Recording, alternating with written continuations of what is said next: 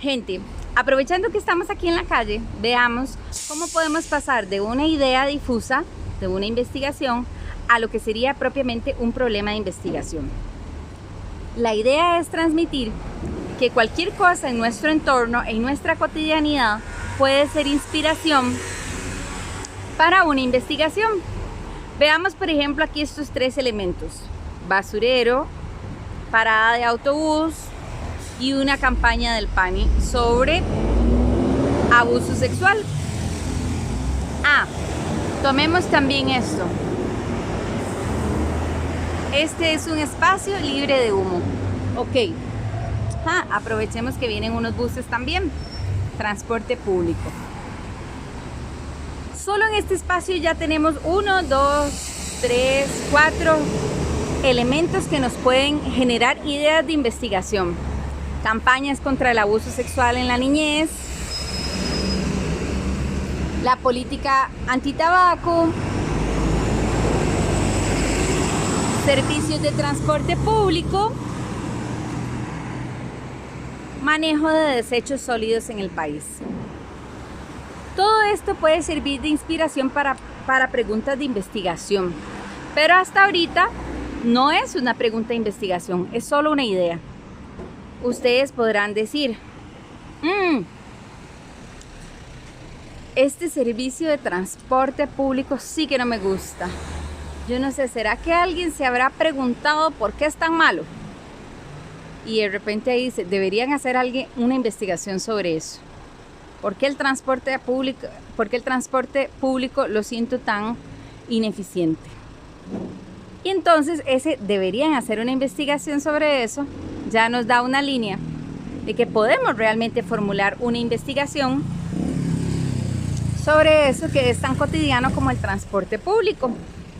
Entonces diríamos, bueno, pensar en que a mí me parece que el servicio de transporte público es ineficiente, lo estoy diciendo desde mi opinión, pero todavía no he hecho una investigación para realmente explicar eso con fundamento, con evidencia empírica.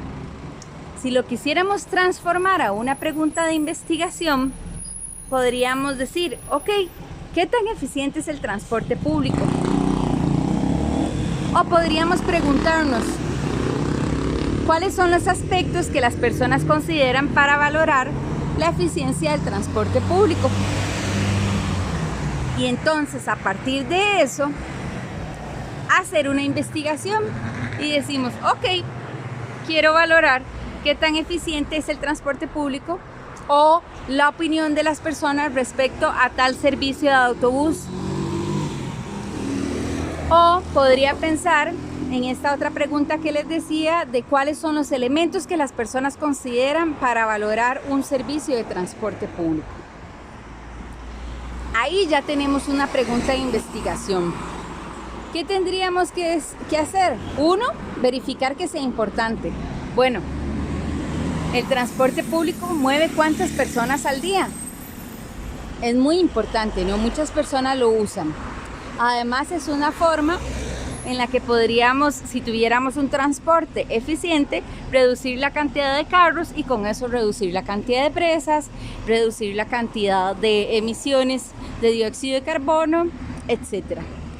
Entonces, tenemos que el tema es relevante. Ya tenemos una pregunta: ¿cuáles son los aspectos que las personas consideran para valorar el servicio de transporte público como positivo? Ahora, ¿a quiénes deberíamos ir a consultar eso? O sea, ¿cuál sería nuestra muestra?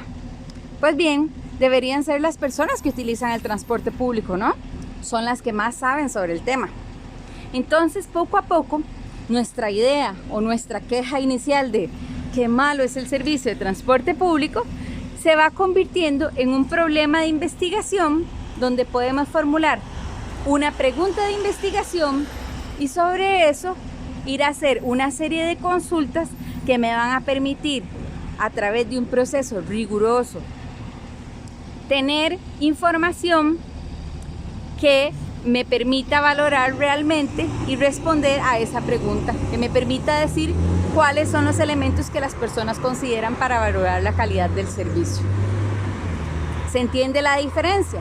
Primero tengo una idea de algo cotidiano y poco a poco lo voy delimitando para constituirlo en una pregunta de investigación que es relevante, sobre la cual no tenemos suficiente información y por lo tanto es importante generar datos al respecto, y que además vamos a seguir un proceso metodológico muy riguroso para poder dar evidencia al respecto. No respondemos la pregunta de investigación meramente desde lo que nosotros opinamos, sino que lo respondemos a partir de la evidencia empírica recolectada.